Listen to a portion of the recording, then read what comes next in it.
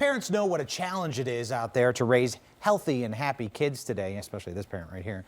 Researchers say when it comes to girls, their self-esteem peaks at the age of 9. Then it begins to plummet. Author and mother Anea Bogue is tackling the issue to help empower girls and teach adults how to help. Her new book is called 9 Ways We're Screwing Up Our Girls and How We Can Stop It.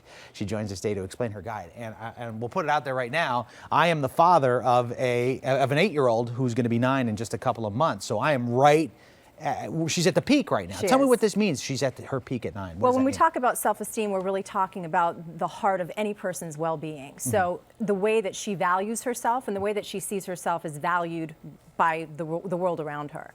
So it's as good as it's going to get right about now. This is if she is going to feel as confident as a person right now. That's right. That seems horrible. Which is exactly how I felt when I found this research and just became determined to get to the bottom of it. Does that, I assume it's much later for boys?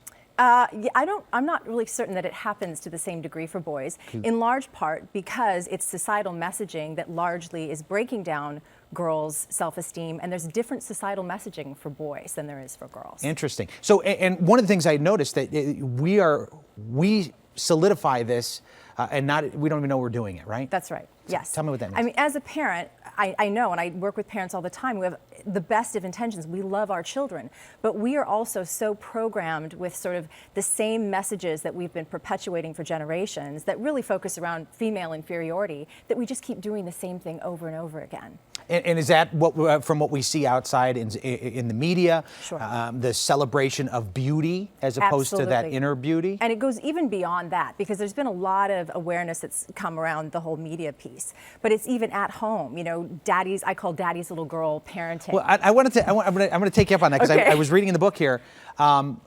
Little Princess, and I call my daughter Little Princess. Right. Tell me what am I doing? What am I doing? Okay, so you have the best intentions, I'm sure. Yeah, she's my little princess. Here's the thing: when we think about what a princess actually is, it's usually a woman that is of royalty, has a certain level of power, and there's reverence shown for her. Right. We tend to use the word princess or baby girl or that daddy's little girl in a way that sort of keeps her as this perpetual, helpless damsel in distress, if you will. Right. And by parenting in that way, we're reinforcing these messages that she's helpless, that she always needs to be protected and provided for by someone else.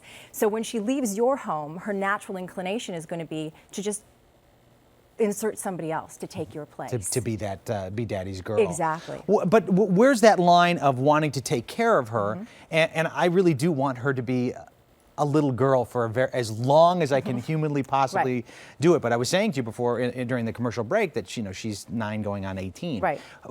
Where's that line of wanting to keep her young, to protect her? Right. So I think if you think in terms of personal agency, what we really want our children, boys and girls, to be able to do is leave the house someday and be able to function as independent, whole human beings. When we keep girls as little girls and keep telling them that they're helpless without someone else to guide them and sort of take the leadership role, we really disable them from being able to make strong decisions on their own, feel like they have the capacity to be leaders in their own right, to be the creators of their own paths. So you have to just temper that message of wanting to protect her with simultaneously teaching her how to protect herself, how to provide for herself. And then you're loving her and supporting her in a whole different way that will truly empower her instead of disabling her. Give me some tools, some other tools. Okay, and this is the thing about 9 Ways that I was determined was to provide real tools and action steps for parents. So you're not just reading about this situation going, oh my gosh, what do we do now? Yeah. So as a father, thinking about how do I help her to become a problem solver instead of just solving problems for her? How do I, lots of times, I don't know if you have a son as well, but I'll say to parents, think about what you would do for your son and then do that for your daughter as well. So if your inclination is to teach your son to be independent, to pick himself up when he falls down and figure out how he's going to go forward, do the same for your daughter, right? Help her have a voice. Show her that you value it by giving her the opportunity to speak for herself and listening to what she's interested in. Fantastic. It's a fascinating book, and it really kind of blows your mind for really parenting in general, in whether it's a girl or a boy. Thank you so much. Oh, my pleasure. It's really fascinating. For more information about Anea Bogue's book, just head to our website, kcal9.com, and then click on Seen on TV.